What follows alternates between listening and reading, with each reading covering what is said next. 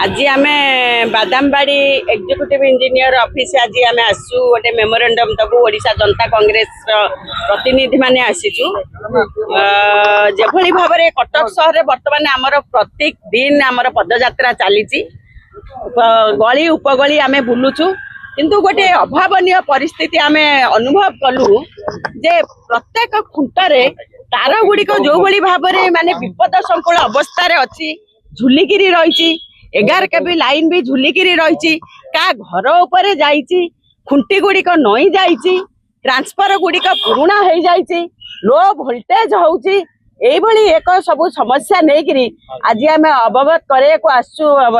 engineer को आम देखा करूँ